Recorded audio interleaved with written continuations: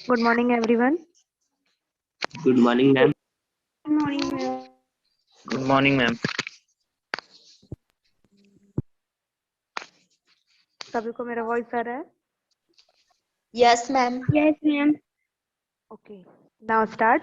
हम लोग कल एक्सरसाइज 9.3 कर रहे थे, जिसमें मैंने एक क्वेश्चन आप लोग को होमवर्क दिया था। क्या क्वेश्चन आप सभी से बन चुका है? Yes, Yes, ma'am. बना ma'am. है। हाँ, किसी को कोई प्रॉब्लम उस क्वेश्चन में? No, ma'am. सभी से अच्छे से समझ में आया कि आपने इस क्वेश्चन को कैसे कैसे सॉल्व किया है? आप इसका जो Yes, पिक है ना, ma'am. मुझे सेंड करेंगे व्हाट्सएप पर। ओके, व्हाट्सएप ग्रुप जो है Yes, ना, ma'am. व्हाट्सएप ग्रुप में आप लोग मुझे इस क्वेश्चन का पिक सेंड करेंगे। Okay, Okay, ma'am. Okay, ma'am. Yes, ma'am. Start question. Next question, इसका जो नेक्स्ट क्वेश्चन है उसको आप लोगों ने ट्राई किया क्या सॉल्व करने का? मैम ट्राई किया मगर नहीं हुआ, मम्मी को आप बता ही दो। ओके, कौन सा वाला जो नेक्स्ट क्वेश्चन है उसको, या क्वेश्चन नंबर सेकंड जो कल होमवर्क दिया था वो वाला क्वेश्चन बोल रहे हो? मैम क्वेश्चन नंबर सेकंड वाला भी बता दो और जो भी आप उसके आगे का वो बता दो, क्योंकि कहीं ना मैं एक जगह डाउट है मेरे को। ओके, नेक्स्ट वाला क्वेश्चन मतलब उसके कल जो होमवर्क दिया था वो वाला क्वेश्चन पे एक्सप्लेन करना है। यस मैम, जो आप होमवर्क दिए थे ना वो एक बार एक्सप्लेन कर दीजिए। ओके, कौन स्टूडेंट है जो बोल रहा है कि एक्सप्लेन करना है? मुझे उसका नाम शो नहीं हो रहा है।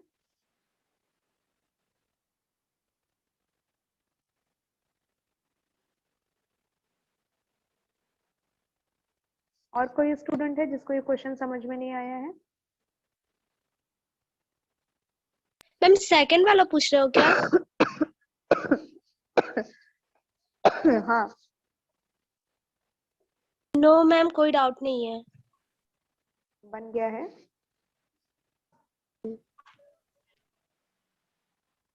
कौन कौन से स्टूडेंट को क्वेश्चन नंबर सेकंड में डाउट है आप लोग मुझे बता दीजिए, तो मैं एक्सप्लेन कर दूंगी। मैम मेरे को भी डाउट है? Yes ma'am. अच्छा, और कोई स्टूडेंट?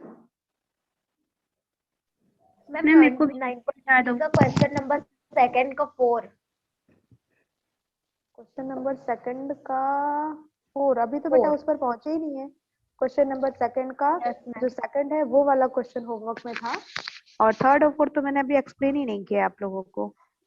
यस मैम, सेकंड बन गया है, थर्ड में भी बन गया है, फोर्थ बचा है मेरा। अच्छा, ठीक है, ओके। तो क्वेश्चन नंबर सेकंड को नहीं समझाएंगे तो हो जाएगा, सभी लोग से बन जाएगा। बाकी स्टूडेंट यस मैम। अभी मुझे व्हाट्सएप पर सेंड करेंगे, मैं देखूंगी आप लोग ने ओके सही मैम। बनाया है या नहीं।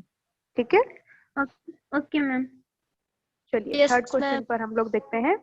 थर्ड क्वेश्चन आपका, okay yes ma'am. Okay, third question देखते हैं।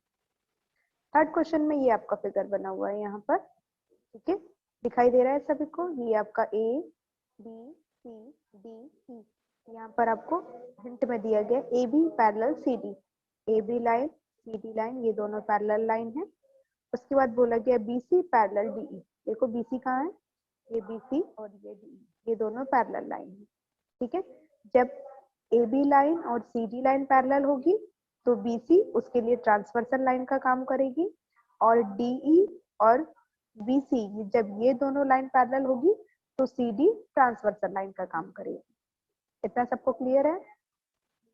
नो मैम फिर से बताना, नहीं आई वाले समझ फिर में। से बताऊं? ओके, देखते यस हैं। मैम।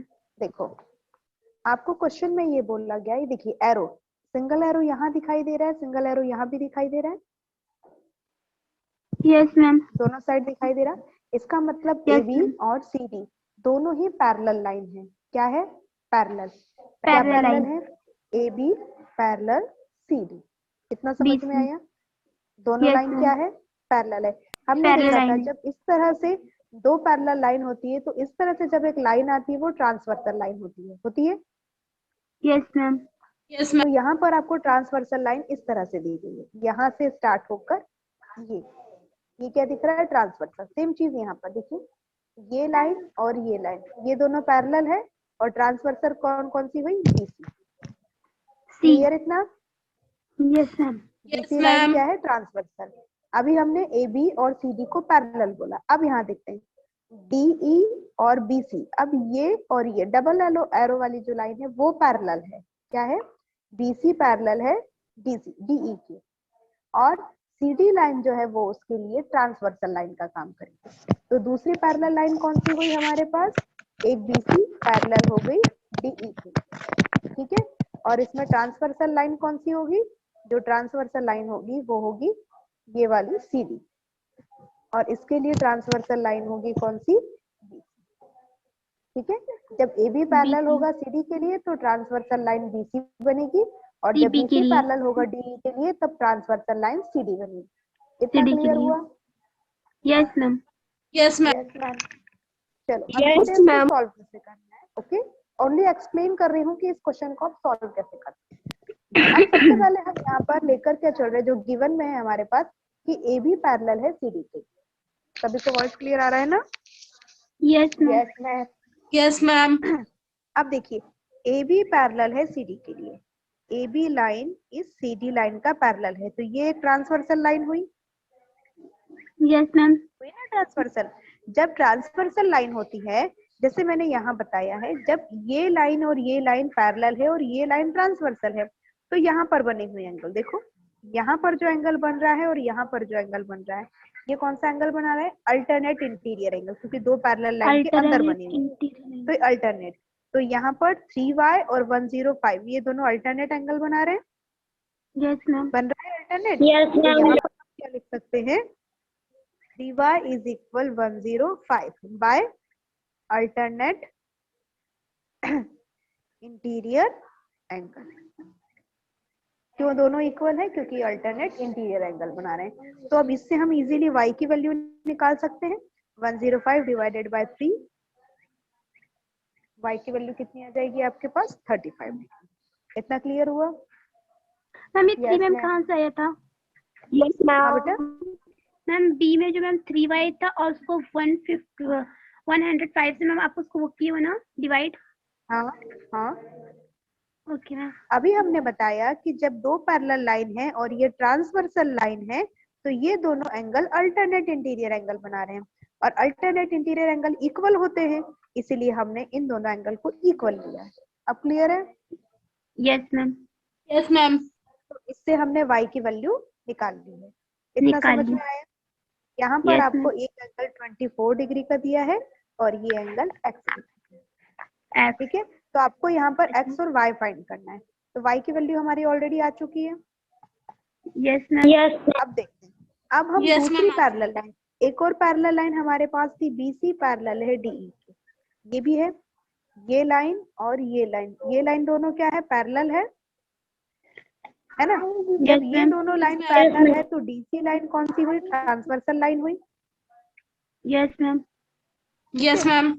यहाँ पर ये 105 डिग्री है, तो ये वाला एंगल भी कितना डिग्री बनेगा, 105 डिग्री। मैम अभी हमने 105 ही बनेगा। मैम 105 बनेगा। अल्टरनेट एंगल क्या होते हैं, इक्वल होते हैं, तो 105 जब ये एंगल है तो ये एंगल भी क्या बना, 105। यहाँ पर लिख सकते हैं ये कौन सा एंगल बन रहा है, BCD, एंगल BCD इक्वल होगा कौन से एंगल के, CD।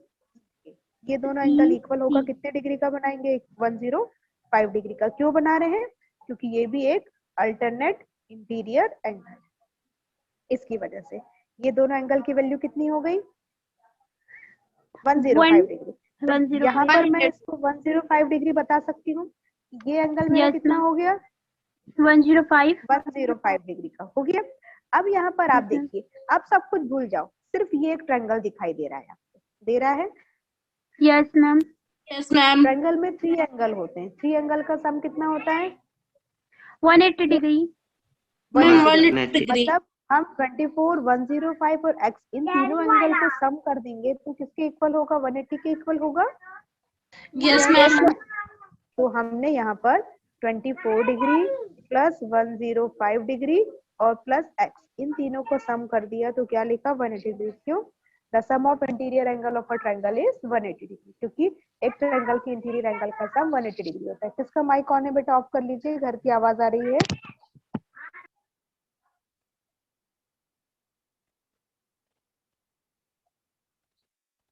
तो यहाँ से जब हम x की वैल्यू निकालेंगे तो इसमें 129 को माइनस कर देंगे तो आपकी x की वैल्यू कितनी आ जाएगी? 51 डिग्री। तो इस क्वेश्चन से हमको सिर्फ x एंड y की वैल्यू निकालना था। तो x की वैल्यू 51 डिग्री आई और y की वैल्यू आपकी कितनी है? 105 डिग्री आई। क्वेश्चन समझ में आया? Yes ma'am.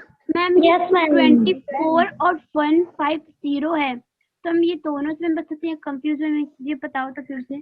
24 डिग्री है और 150, फिर मैम इसकी x की वैल्यू हम लोग फाइंड करनी थी ना।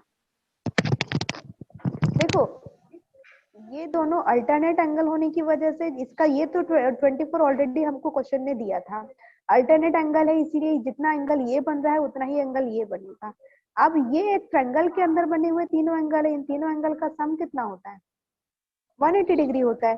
तो हमने ये एंगल और ये एंगल तीनों एंगल को सम कर दिया और 180 डिग्री के इक्वल बता दिया। इन दोनों वैल्यू को ऐड किया, 180 में से माइनस किया तो 51 डिग्री आया।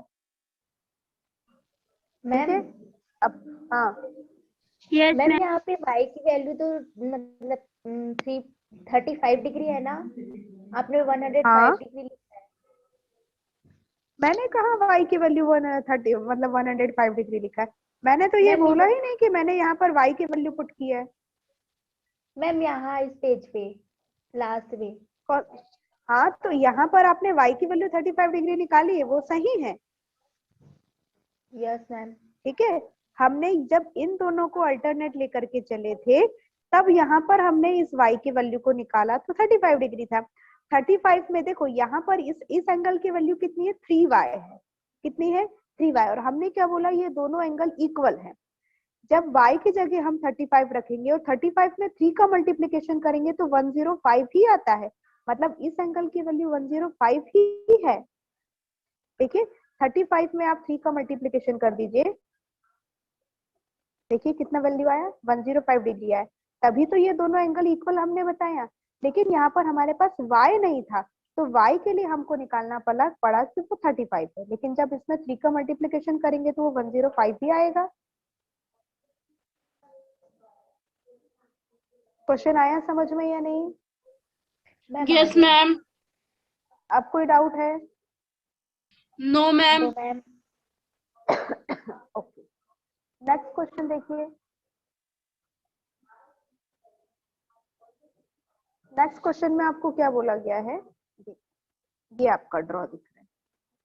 ठीक है, यहाँ पर ये 45 डिग्री है, ये x डिग्री है, ये आपका 30 डिग्री है। आपको दो एरो दिखाई दे रहे हैं ना? ये AB और दूसरा CD। मतलब AB और CD लाइन क्या है? पैरेलल। ठीक है, आपको दो लाइन पैरेलल दी गई है। कौन सी? AB और CD। ठीक है? Yes ma'am. ओके, देखते हैं हम यहाँ पर ड्रॉ जो है उसको बना लेते हैं। ये लाइन पैरेलल है, दूसरी ये लाइन पैरेलल है। ये बन गया आपका 30 डिग्री। यहाँ पर ये एंगल y है, ये बन गया आपका 45 डिग्री और ये एंगल x है। तो ये A B C और ये हुआ D।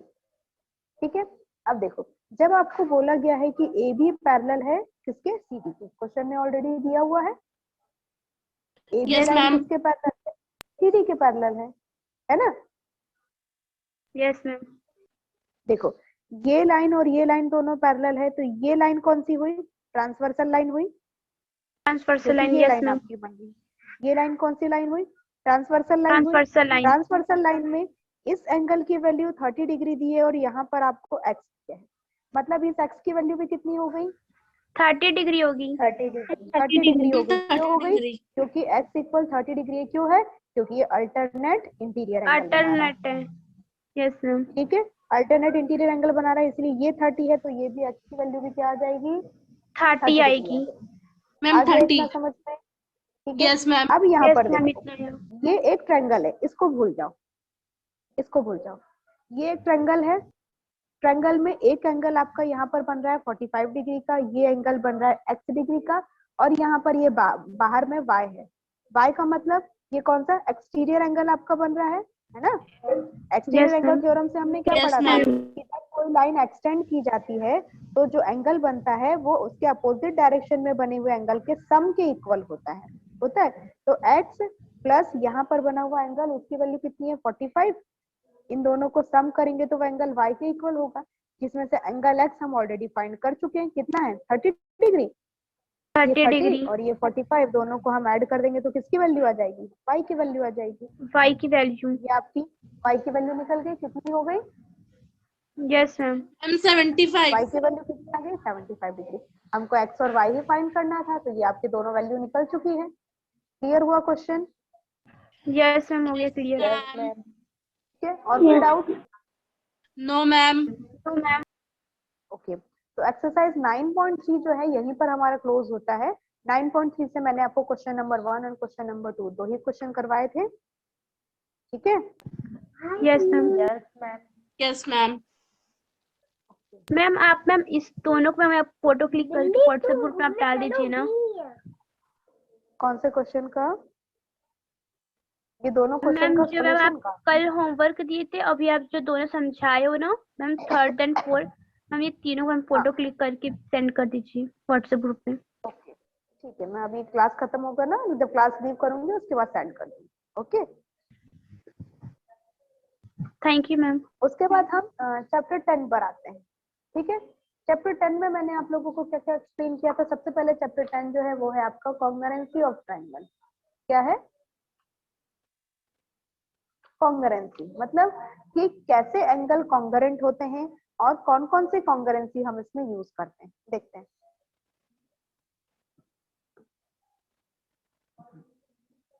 देखिए, कॉन्ग्रुएंसी ऑफ ट्रायंगल, ये आपका चैप्टर 10 है। ठीक है, तो कॉन्ग्रुएंसी किस किस टाइप से होती है। देखिए, कोई भी दो ट्रायंगल कॉन्ग्रुएंट कब होते हैं। ठीक है, आपको कॉन्ग्रुएंट के लिए मतलब किसी भी दो ट्रायंगल के कॉन्ग्रुएंसी के लिए आपको किन किन चीजों की जरूरत है।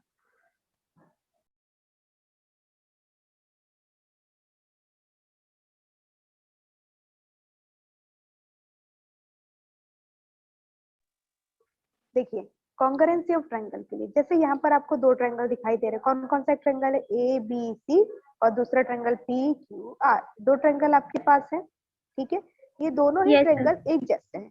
ठीक है, लेकिन हमने इनका नेमिंग अलग कर दिया, a b c and p q are.